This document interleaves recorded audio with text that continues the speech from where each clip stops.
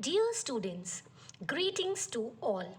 In this module, we'll be discussing Chapter 1 of Biology, that is, Diversity in the Living World, the chapter The Living World. The living world is wonderful, and the living types are not only numerous but they are also amazing. The ecological conflict and cooperation among members of a population and among populations of a community make us deeply concerned with what indeed is life. So we'll try to understand first of all what is meant by living. Now, there are certain distinctive characteristics exhibited by living organisms which distinguish them from the non-living entities. These characteristics include growth, reproduction, response to stimuli or consciousness, homeostasis, that is maintenance of constant internal composition, cellular organization, metabolism, which comprises of anabolism and catabolism, heredity, adaptation, and the characteristic feature to evolve itself, that is, evolution with respect to time. So here is the pictorial representation of the characteristics of organism which are living or characteristics of life. The various characteristics which are exhibited by living organisms include growth and development. They have the capacity to reproduce and produce offspring of its similar kind. They've got the characteristic property to inherit trait. The traits are transmitted from the parents to the offsprings. Homeostasis so as to maintain constant internal composition. They have various metabolic reactions which take place in their system, which includes catabolism as well as anabolism. The cellular structure and composition between the organisms. They respond to the external stimuli. They have got the capacity of consciousness, that is, the ability to sense environment. Firstly, we'll talk about the first characteristic, that is growth. Growth can be referred to as increase in mass, size, or number of individuals. This is what is the characteristic of growth. Multicellular organisms, they grow by cell division. Unicellular organisms also multiply by cell division, but the process is plain mitosis. Whereas when we talk about the sexually reproducing organisms, they have both mitosis as well as meiosis, that is the methodology of cell division. So here, when we talk about growth, it is all about increase in mass, size, and the number. Now, when we talk about growth in multicellular organisms, it could be by cell division. That is, a single cell will divide to produce two cells. 2 will divide to produce 4. 4 will divide to produce 8, 16, 32, and henceforth. In case of animals, the growth occurs up to a certain age because we have got definite age. But the cell division continues, that is required for the maintenance, that is for the replacement of the lost tissues. Now when we talk about the growth in case of unicellular organism, it also takes place by the method of cell division, which includes mitosis. So in unicellular organism, cell division itself is the mode of reproduction, where a single cell will divide into two cells, and that is the mode of reproduction as well as cell division. Here when we talk about the multicellular, over there, growth and reproduction are mutually exclusive events. Cell division in unicellular organisms, it can be observed in vitro. It means that it can be carried out in the laboratory conditions making use of test tube, petri dishes. The growth of these cells can be observed under the microscope. When we talk about in vivo, when we use the term that is in vivo, it refers to inside the body. The composition which is present inside the body is in vivo, and in vitro is the external condition. Talking about growth, difference of growth in non-living objects and the living objects, over there's increase in mass as discussed. But then when we talk about the non-living objects, there could be increase in size of the crystal, the mountains, deserts, sand dunes.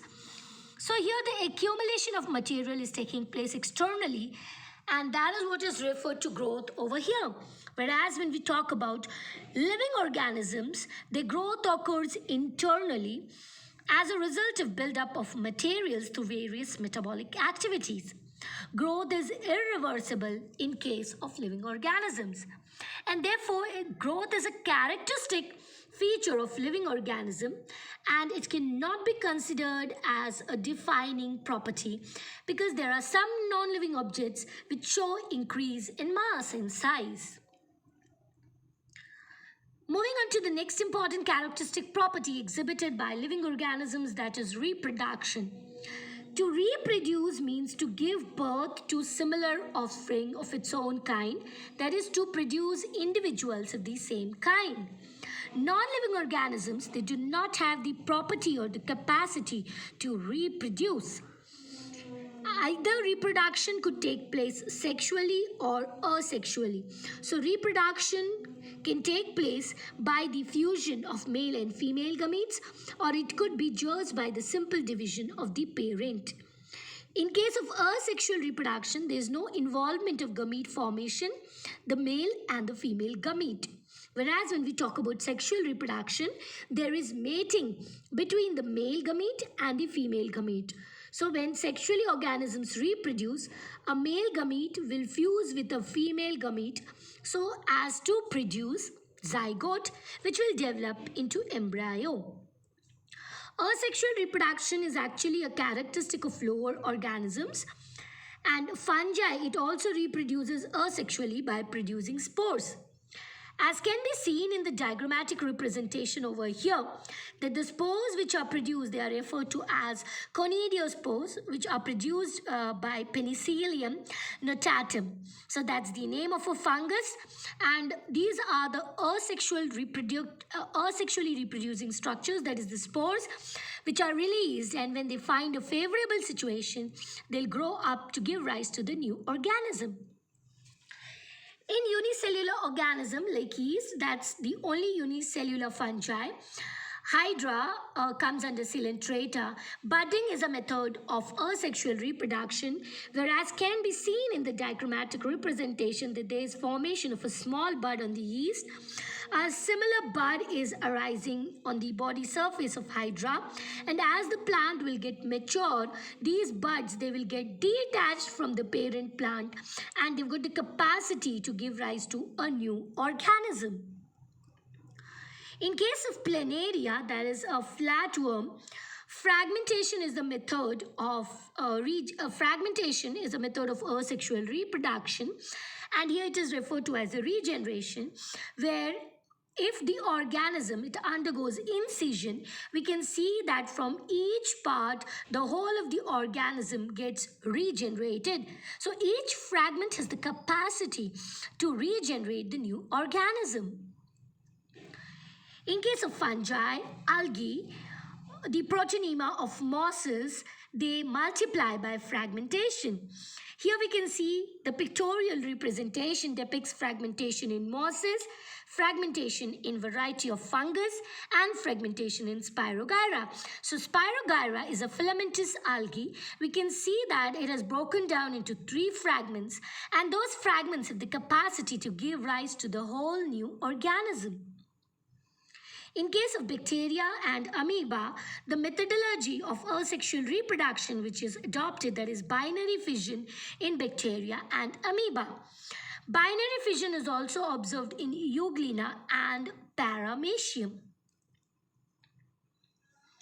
Talking about the sexual mode of reproduction that is basically observed in higher plants and animals. Here there is fusion of the gametes which are produced by the parents of the opposite sex. The male gamete in case of humans, if we talk about, it's the sperm. And when we talk about the female gamete, it's the egg. So the sperm and the egg will fuse together to produce a single cell having two nuclei, what is referred to as the zygote. The individuals which are produced, they are not the clone of the parent, as is the case of asexual reproduction. But there are certain organisms who do not reproduce. For example, like mules, that is produced naturally by the mating carried out between a horse and a donkey. The sterile worker bees produced by parthenogenesis, the infertile human couples, though they are living, they are incapable of reproducing, or they are sterile. So, reproduction, though, is a characteristic feature of living organism, but it cannot be taken as the defining characteristic property of living organisms. Moving on to the next property, that is metabolism. All living organisms, they carry out various chemical reactions in their body. So those chemical reactions which are taking place in the body of organism are referred to as the metabolic reactions. Metabolism is the sum total of all chemical reactions which take place in the body of organism. They basically comprise of anabolism and catabolism. Anabolism is building up reaction, example photosynthesis, and catabolism includes breaking down reaction, that is respiration, where the oxidation of glucose takes place so as to produce energy in the form of ATP, that is adenosine triphosphate moiety.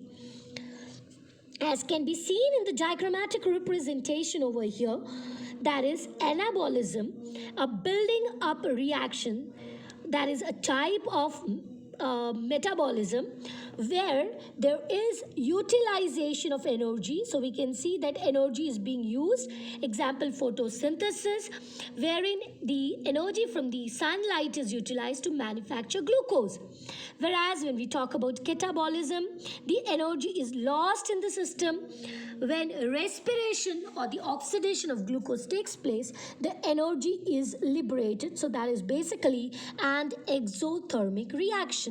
So similar metabolic reactions, they take place in the living system. Talking about the cellular organization, we know that according to the cell theory, all living organisms are made up of cell. So now cell is the smallest basic unit of life. Now when we talk about non-living organisms, they do not have cellular organization. So cellular organization is a characteristic feature of only living organisms. It is exhibited, this property is exhibited only by living organisms. Moving on to the next, that is consciousness, or the ability to respond to external stimuli. The external stimuli could be physical, chemical, or any biological agent. It is also referred to as sensitivity. Example include seasonal breeding and phototropism, wherein we are considered, Homo sapiens are considered as continuous breeders, but then seasonal breeders depend upon the environment. For example, like the amphibians, which require water for fertilization, the breeding season is during the rainy season. Whereas photoperiodism, that refers, photo over here, the term refers to light. So response to light.